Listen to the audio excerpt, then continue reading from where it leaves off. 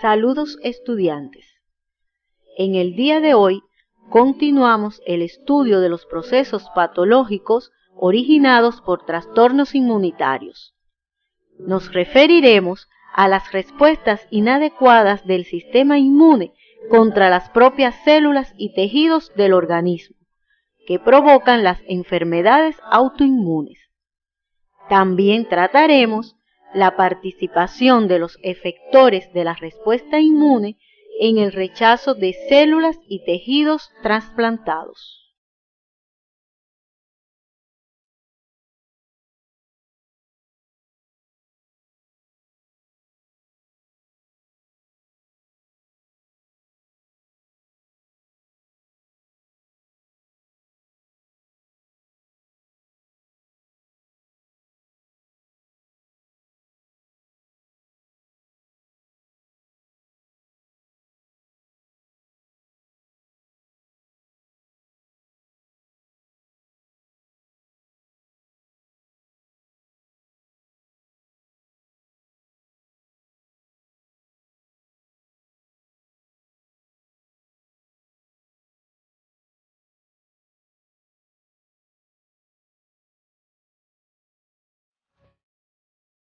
Al concluir el estudio de los núcleos de contenidos para esta semana, deben definir la tolerancia inmunológica, diferenciar el fenómeno autoinmune de la enfermedad autoinmune, clasificar los procesos patológicos autoinmunes según el órgano afectado, explicar con un enfoque clínico básico los mecanismos etiopatogénicos y las alteraciones morfofuncionales de los procesos patológicos autoinmunes, así como la utilidad de las evidencias que ofrecen la imagenología, el laboratorio clínico y de anatomía patológica para el diagnóstico de estas enfermedades.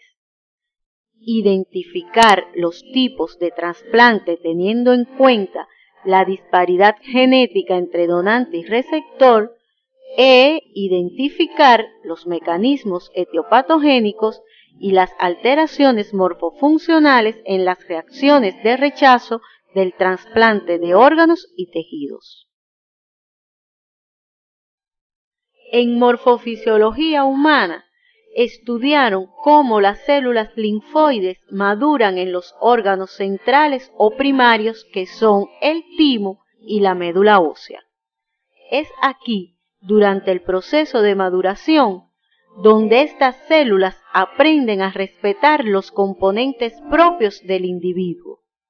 Cuando los linfocitos inmaduros se encuentran con los antígenos propios o autoantígenos a nivel de estos órganos centrales, en vez de responder activándose y generando una respuesta inmune frente a ellos, ocurre un proceso en el cual estos linfocitos específicos para autoantígenos son eliminados físicamente, por apoptosis o porque se detiene su maduración.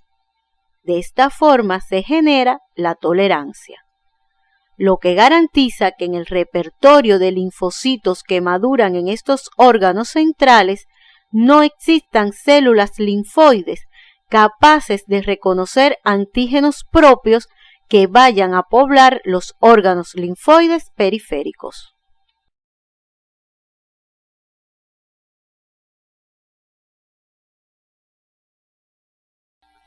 Pero como nada es perfecto, para aquellos linfocitos capaces de reconocer antígenos propios que pudieron haberse escapado de los órganos linfoides centrales y que se encuentran como linfocitos autorreactivos maduros en los tejidos periféricos, existen mecanismos para su eliminación física por apoptosis o más frecuentemente su inactivación funcional sin muerte celular, proceso denominado anergia clonal.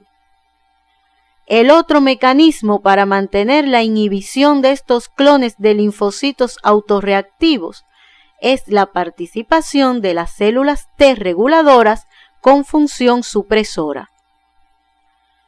Todos estos complejos mecanismos que acabamos de explicar son los que mantienen una de las propiedades fundamentales del sistema inmune, que es su capacidad de reconocer y responder a los antígenos extraños, pero no así a los antígenos propios. La tolerancia inmunológica es la falta de respuesta del sistema inmune a un antígeno específico. Si esa tolerancia es frente a los antígenos propios o autoantígenos, se denomina autotolerancia y es la que nos permite vivir en armonía con nuestras propias células y tejidos. La tolerancia se clasifica según el sitio anatómico donde ocurre, en central y periférica, y según las células que adquieren la tolerancia, en tolerancia de células T y tolerancia de células B. La tolerancia central se induce en los órganos linfoides centrales como el timo y la médula ósea, como consecuencia del reconocimiento de los autoantígenos por parte de los linfocitos inmaduros autorreactivos, lo que provoca la eliminación de estas células linfoides con receptores para antígenos propios. La tolerancia periférica permite que los linfocitos maduros autorreactivos se vuelvan tolerantes en los tejidos periféricos, si se encuentran con antígenos propios bajo condiciones que favorezcan tolerancia en lugar de activación. La pérdida de la autotolerancia dará lugar a reacciones inmunitarias contra nuestras propias células y tejidos, lo que se denomina autoinmunidad. Y los procesos patológicos provocados por estas reacciones dan lugar a las enfermedades autoinmunes. Es necesario diferenciar el fenómeno autoinmune de la enfermedad autoinmune. En el primero, los linfocitos o anticuerpos autorreactivos que se encuentran circulando son secundarios a un daño tisular y desaparecen cuando se elimina el agente que lo desencadenó, e incluso pudieran tener un papel beneficioso en la eliminación de detritus celulares, como ocurre después de la necrosis en el infarto agudo del miocardio. En la enfermedad autoinmune, las manifestaciones clínicas son la expresión del daño tisular, que es causado directamente por los efectores de la respuesta inmune, ya sean autoanticuerpos o linfocitos autorreactivos. Las enfermedades autoinmunes se clasifican según el órgano afectado en organoespecíficas y no organoespecíficas o sistémicas. Las enfermedades autoinmunes específicas de órganos incluyen los trastornos autoinmunitarios donde los anticuerpos van dirigidos contra un solo órgano, tejido o célula, lo que se traduce en una lesión ística localizada. Ejemplos: la tiroiditis de Hashimoto, la anemia hemolítica autoinmune, la diabetes mellitus tipo 1, entre otras. Las enfermedades autoinmunes no específicas de órganos o sistémicas incluyen aquellos trastornos autoinmunitarios donde los anticuerpos van dirigidos contra varias células, tejidos y órganos por la amplia distribución de los autoantígenos, lo que se traduce en una lesión tisular sistémica. Son ejemplos tipo de estas enfermedades el lupus eritematoso sistémico y la artritis reumatoidea. Existe un grupo de enfermedades autoinmunes cuya inclusión en una de las dos categorías citadas resulta difícil, por el hecho de que presentan características de ambos grupos. Afectan exclusiva o preferentemente un órgano, pero existen autoanticuerpos contra estructuras antigénicas diversas, sobre todo nucleares. Entre ellas se destacan la cirrosis biliar primaria y la hepatitis autoinmune. Se desconocen los factores etiopatogénicos precisos que causan la ruptura de los mecanismos de autotolerancia y los mecanismos íntimos que conducen al desarrollo de la autoinmunidad. Sin embargo, puede afirmarse que estas son enfermedades poligénicas y multifactoriales que dependen de una compleja interacción entre factores inmunológicos, factores genéticos, factores hormonales y factores ambientales e infecciosos.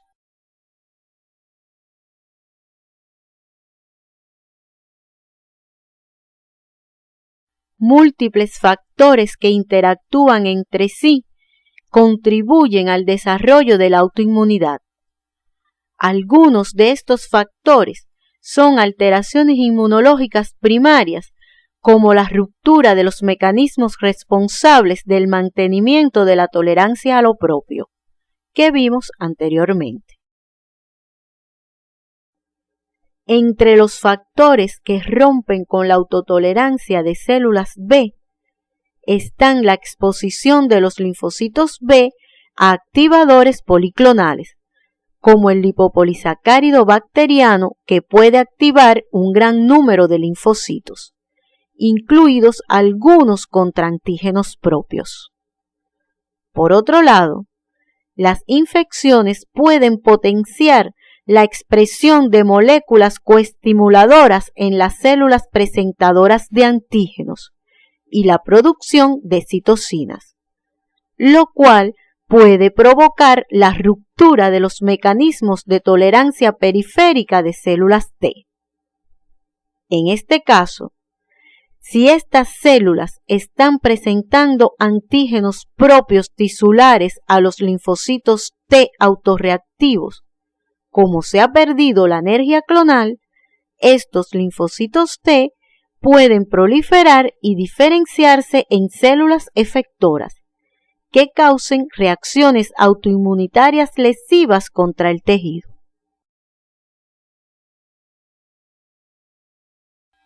Las alteraciones anatómicas en los tejidos, como la inflamación posiblemente secundaria a una infección o los traumatismos, pueden dar lugar a la exposición de antígenos propios que normalmente están aislados del sistema inmunitario.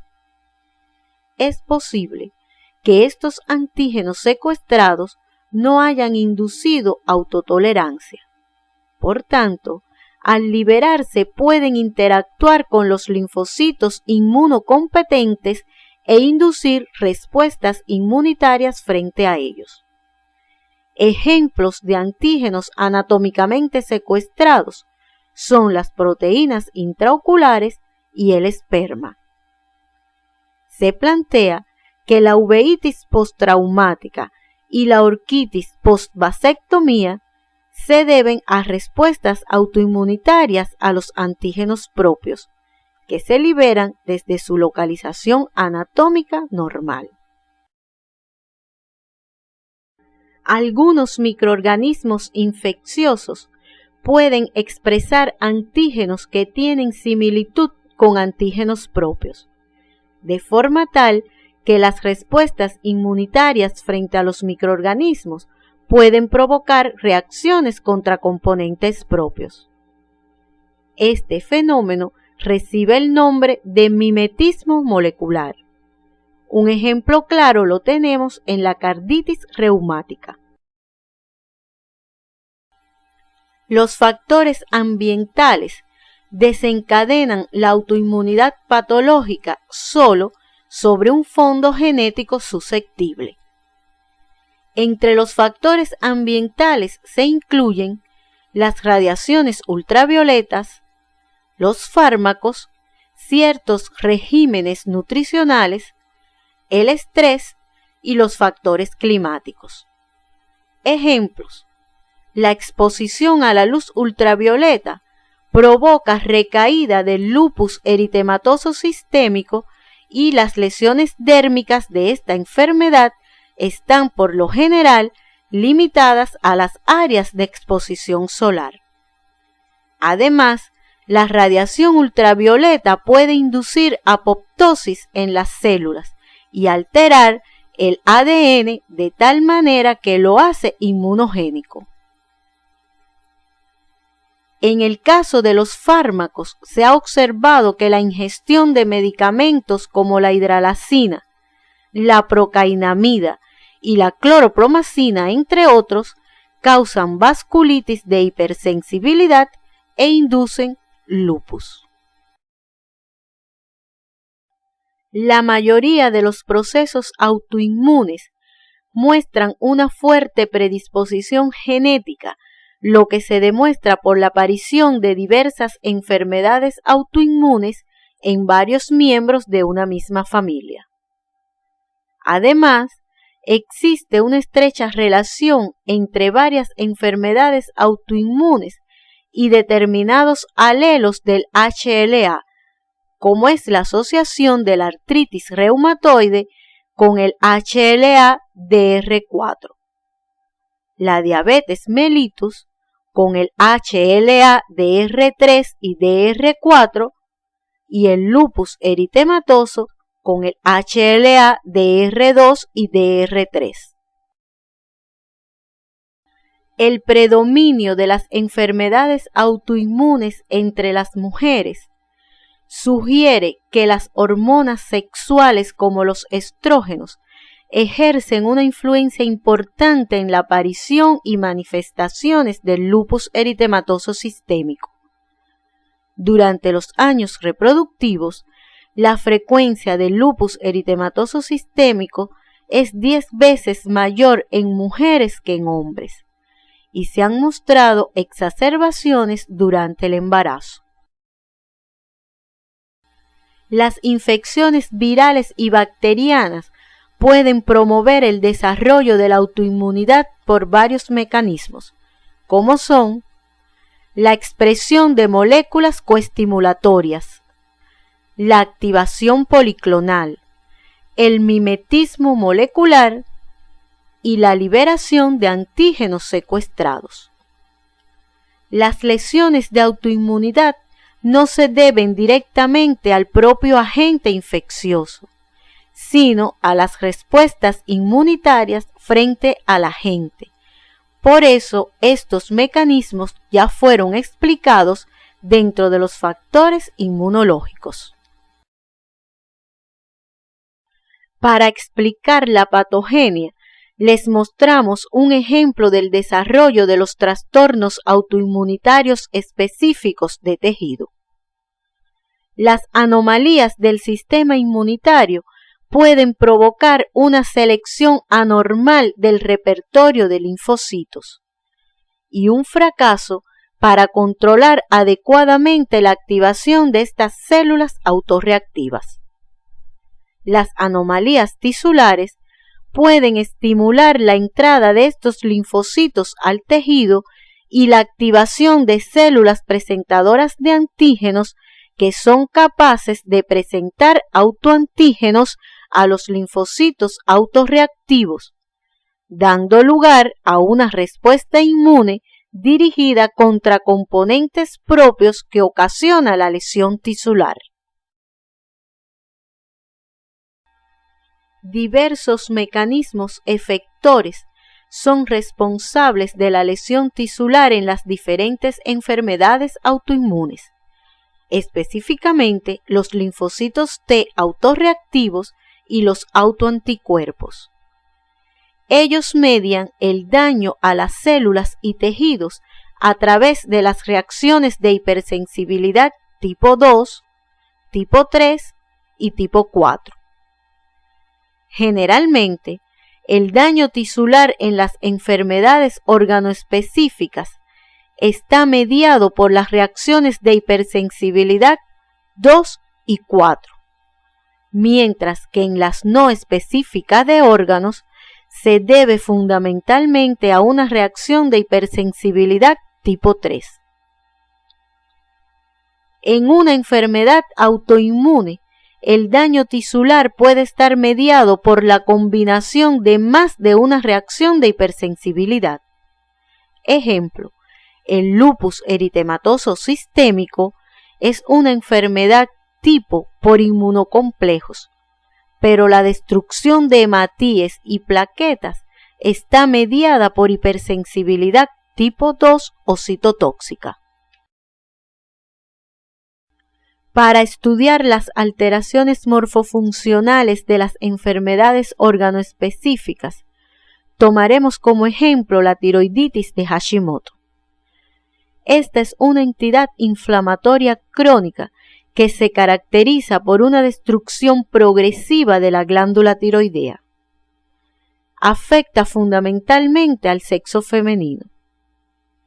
Aunque está distribuida ampliamente, se observa con mayor frecuencia en familias con enfermedades autoinmunes y en individuos con HLA-DR4 y DR5. La presencia de anticuerpos circulantes contra la tiroglobulina, el antígeno microsomal tiroideo y la peroxidasa son patoneumónicos de la enfermedad.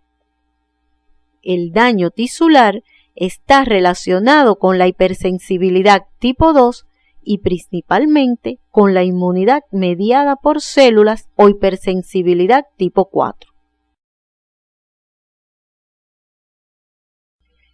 Las alteraciones morfológicas macroscópicas están dadas por el aumento de tamaño de forma difusa y en ocasiones localizados del tiroides.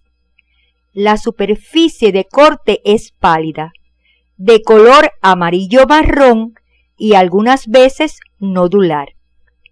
Microscópicamente se observa un infiltrado inflamatorio mononuclear que contiene linfocitos pequeños y células plasmáticas, formando centros germinales bien desarrollados. Los folículos tiroideos están atróficos y recubiertos por células epiteliales con abundante citoplasma acidófilo, denominadas células de Hutler. Estas alteraciones morfológicas explican que la enfermedad se manifieste con aumento indoloro del tiroides, usualmente asociado a un grado de hipotiroidismo, debido al fallo tiroideo gradual por la destrucción autoinmune de la glándula.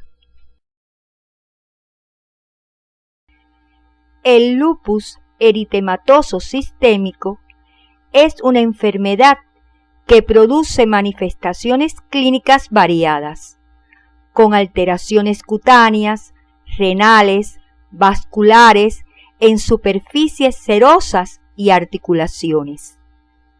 Al igual que la mayoría de las enfermedades autoinmunes, el lupus eritematoso sistémico afecta en mayor medida a la mujer, con una frecuencia de 1 por cada 700 mujeres en edad fértil y con una relación mujer-varón de 9 a 1. La causa del lupus sigue siendo desconocida, pero la existencia de un número aparentemente ilimitado de anticuerpos dirigidos contra componentes propios indican que en el lupus eritematoso sistémico el defecto fundamental es el fracaso de los mecanismos de regulación que mantienen la autotolerancia. Los cambios morfológicos son extremadamente variables, como lo son las manifestaciones clínicas y el curso de la enfermedad. las lesiones más características son el resultado del depósito de inmunocomplejos en vasos sanguíneos, riñones, tejido conectivo y piel. En cualquier tejido puede haber una vasculitis necrosante que afecte a pequeñas arterias y arteriolas. El riñón es el órgano más afectado. Se produce una glomerulonefritis con diferentes patrones de lesión glomerular, mediada por inmunocomplejos, lo que finalmente lleva a una insuficiencia renal crónica, que es una de las causas de muerte más frecuente en esta enfermedad. La piel es otro de los órganos más afectado en esta enfermedad, observándose un eritema en la cara en forma de alas de mariposa, que microscópicamente se caracteriza por una degeneración liquefactiva de la capa basal de la epidermis, con edema, infiltrado mononuclear, perivascular y vasculitis en la dermis. La microscopía de fluorescencia muestra el depósito de inmunoglobulinas y de complemento a lo largo de la unión dermoepidérmica, conocida como banda lúpica, lo que constituye un elemento importante para el diagnóstico de esta enfermedad. Las evidencias imagenológicas de los laboratorios clínicos de inmunología y de anatomía patológica son útiles para interpretar las alteraciones morfofuncionales de los procesos patológicos autoinmunes. En todos estos procesos autoinmunes es vital la demostración de autoanticuerpos específicos en el suero del paciente. Para esto han sido ampliamente utilizadas varias técnicas inmunológicas, como por ejemplo la inmunofluorescencia indirecta y las pruebas de ELISA. Las imágenes muestran las pruebas de anticuerpos antinucleares y anti-DNA positivas, que son evidencias diagnósticas importantes en el lupus eritematoso sistémico.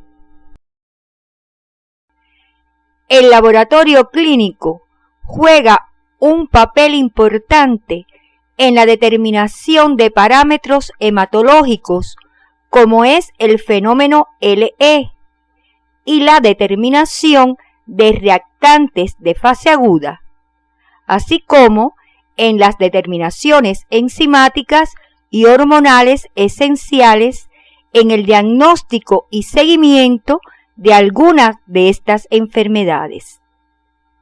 Los estudios imagenológicos son necesarios para el diagnóstico de la serositis en el lupus eritematoso sistémico y las alteraciones articulares de la artritis reumatoide.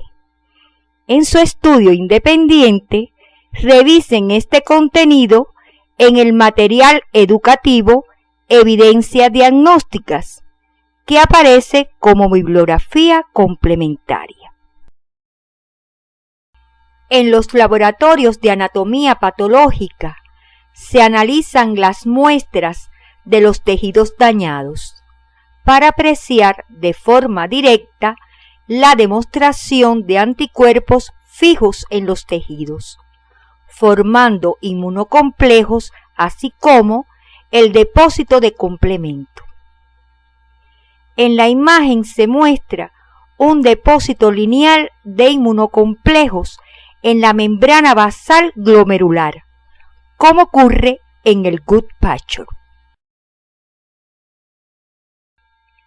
La sustitución de tejidos y órganos dañados por otros saludables para dar solución a un déficit funcional o anatómico comienza en el siglo XX. Los avances como son el conocimiento de la histocompatibilidad, el efecto beneficioso de las transfusiones y la disponibilidad de modernas técnicas quirúrgicas y medios de conservación de los órganos y tejidos han convertido el trasplante en una exitosa arma terapéutica de múltiples enfermedades. En la actualidad se practican con frecuencias y buenos resultados trasplantes de riñón, corazón, hígado, médula ósea, pulmón, páncreas y córneas entre individuos no idénticos.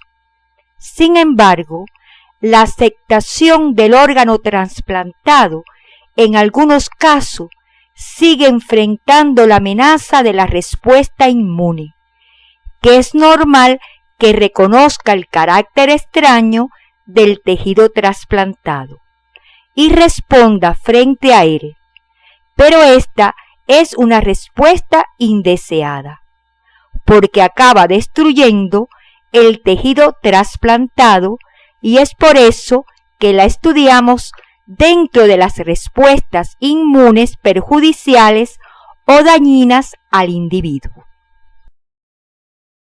Podemos definir el trasplante como el proceso por el cual se toman células, tejidos u órganos denominado injerto de un individuo y se colocan generalmente en otro individuo diferente. Este proceso implica que exista el donante y el receptor.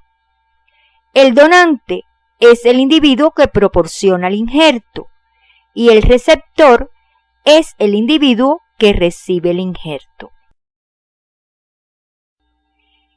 El trasplante se clasifica atendiendo a la disparidad genética entre el donante y el receptor en autotrasplante, isotrasplante, alotrasplante y xenotrasplante.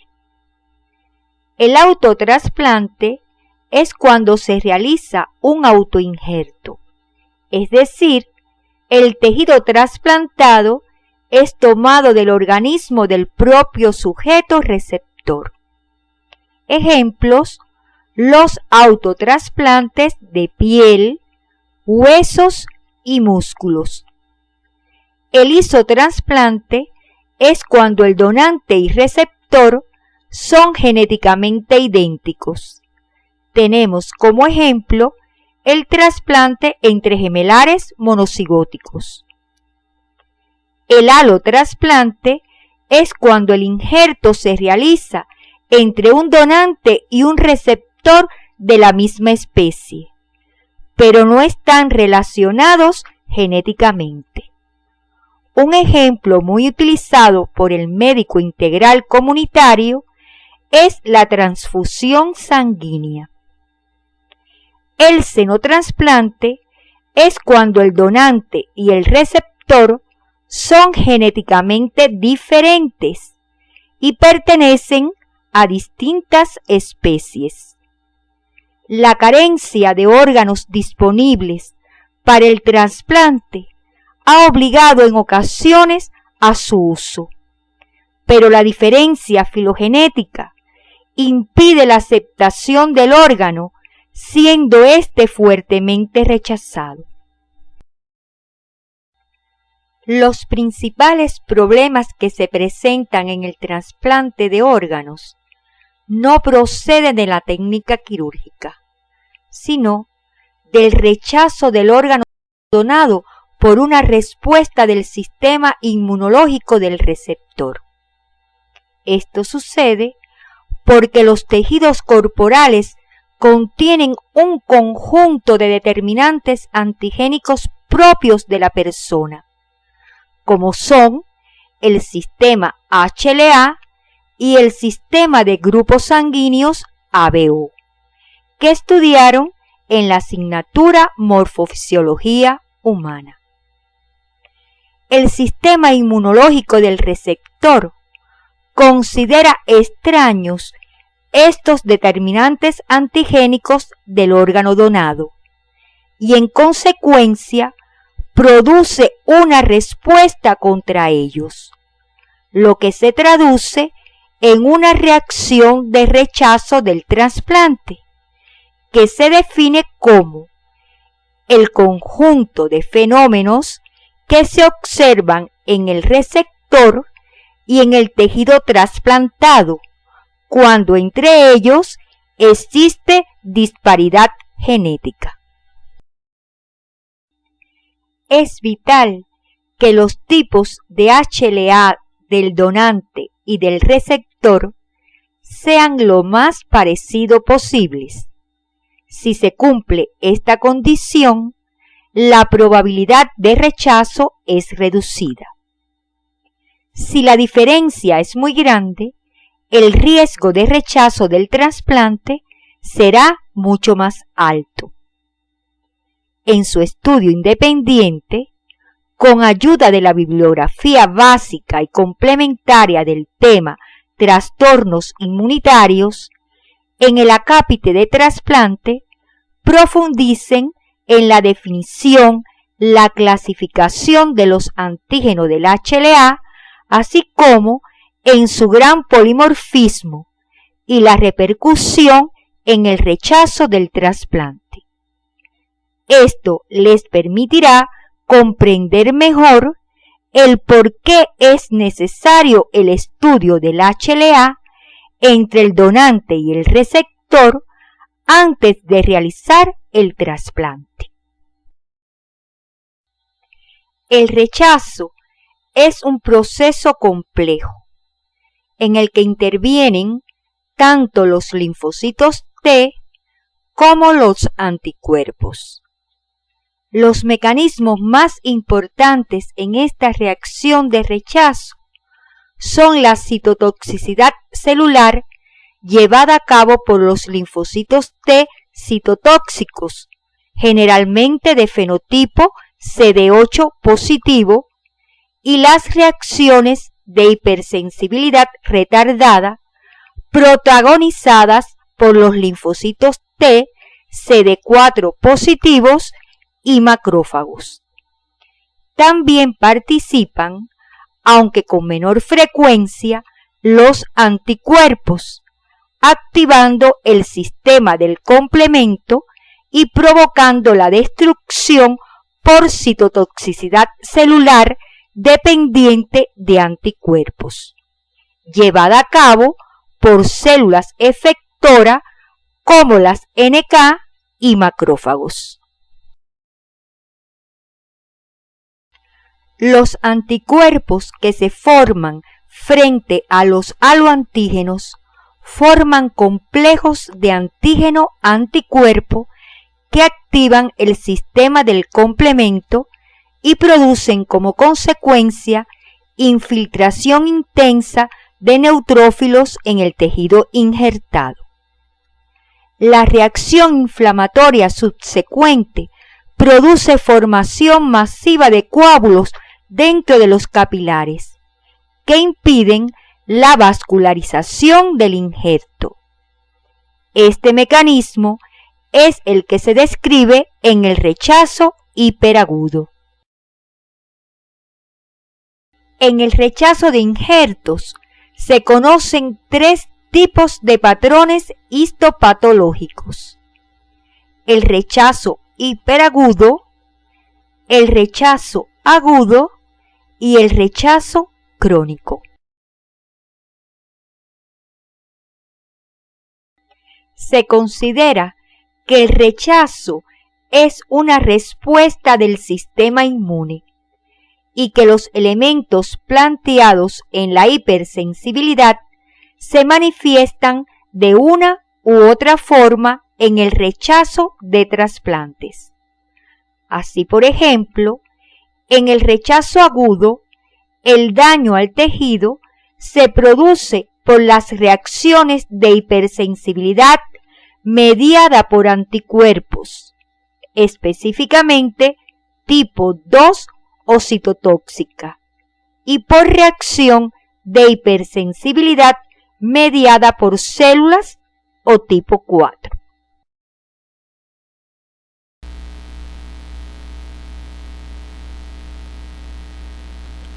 El rechazo hiperagudo se produce por la presencia de anticuerpos preexistentes frente a los aloantígenos del injerto, como ocurre con frecuencia en un receptor que ya haya rechazado un injerto, en mujeres multíparas y en individuos politransfundidos que ya estén sensibilizados previamente.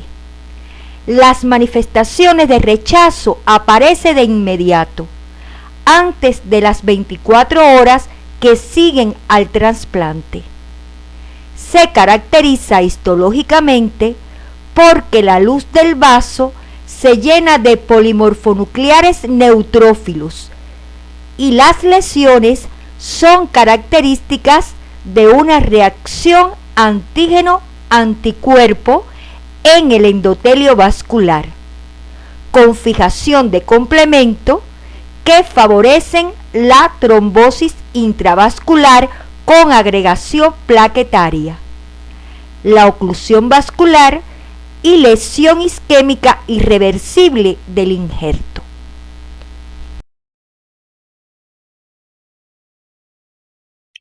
El rechazo agudo es un proceso de lesión vascular y parenquimatosa mediada por células T y macrófagos, dando un patrón celular caracterizado por un infiltrado de células mononucleares en el intersticio.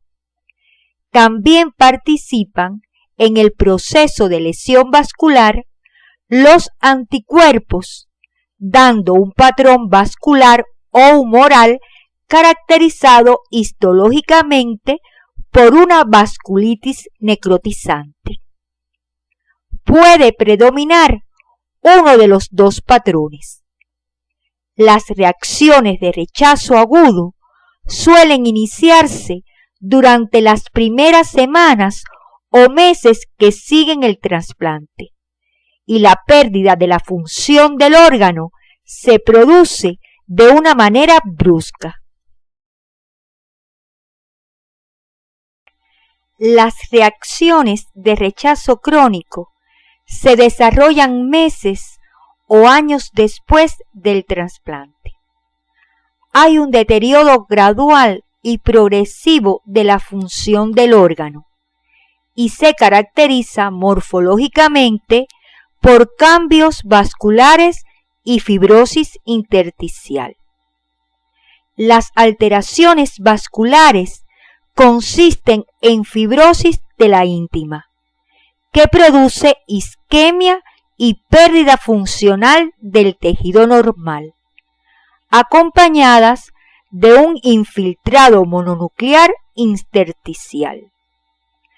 Los mecanismos del rechazo crónico son las reacciones de hipersensibilidad mediada por células y por anticuerpos.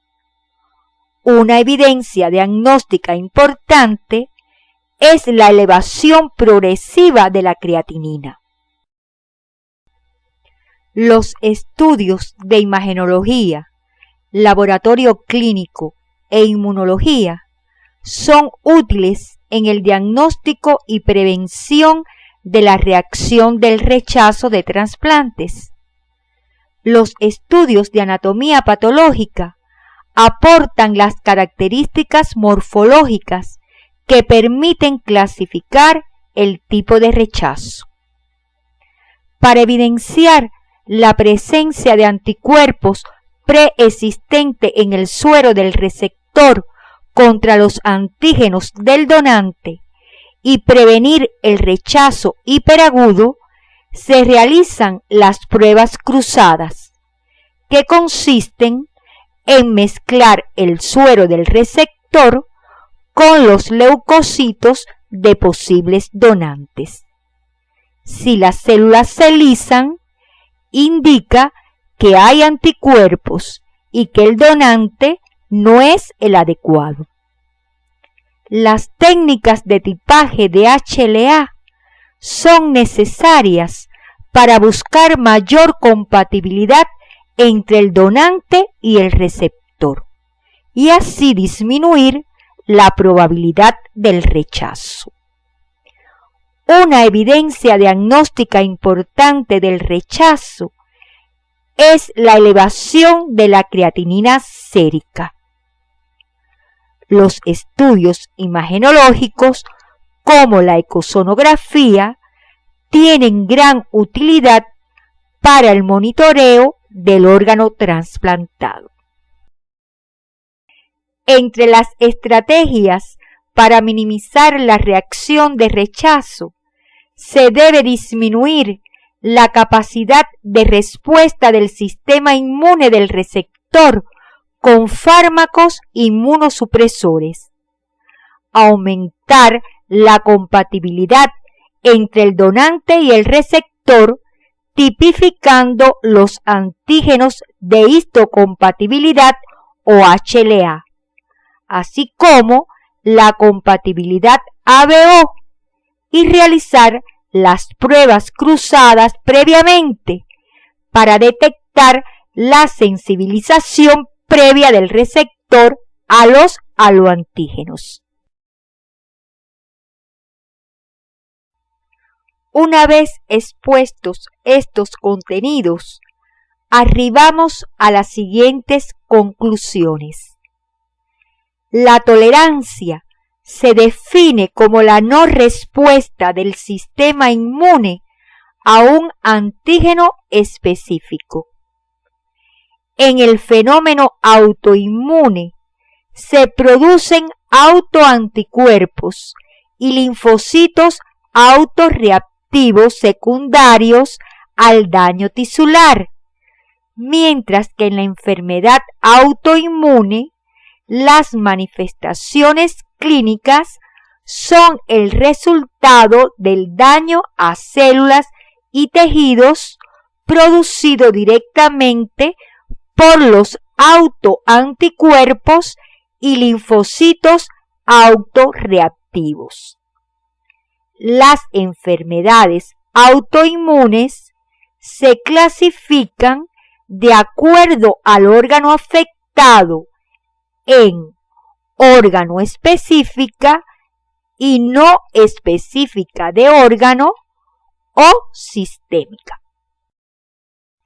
Las enfermedades autoinmunes son de etiología multifactorial, destacándose factores inmunológicos, ambientales, genéticos, hormonales e infecciosos.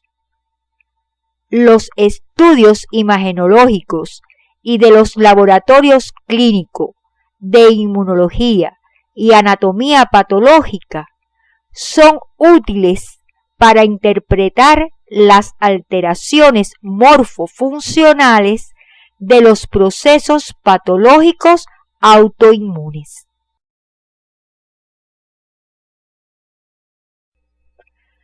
Los trasplantes se clasifican atendiendo a la disparidad genética entre el donante y el receptor en autotrasplante, isotrasplante, alotrasplante y xenotrasplante. Los mecanismos etiopatogénicos que intervienen en las reacciones de rechazo del trasplante están dados por el reconocimiento que hace el sistema inmune del receptor de estructuras extrañas en el injerto, como son los antígenos de los sistemas HLA y ABO. En este rechazo participan linfocitos T CD4, fundamentalmente los linfocitos T citotóxicos, y los anticuerpos. las alteraciones morfológicas y funcionales de cada reacción de rechazo, ya sea hiperagudo, agudo y crónico, difieren en cuanto a sus características morfológicas y el tiempo de aparición de la reacción después del trasplante. Para prevenir el rechazo y lograr la supervivencia del trasplante, se utilizan fármacos inmunosupresores que evitan la respuesta indeseada del sistema inmune. Pero esto puede traer consigo el riesgo de complicaciones infecciosas al provocar una inmunodeficiencia en el paciente. Este es el tema que trataremos en la próxima actividad orientadora.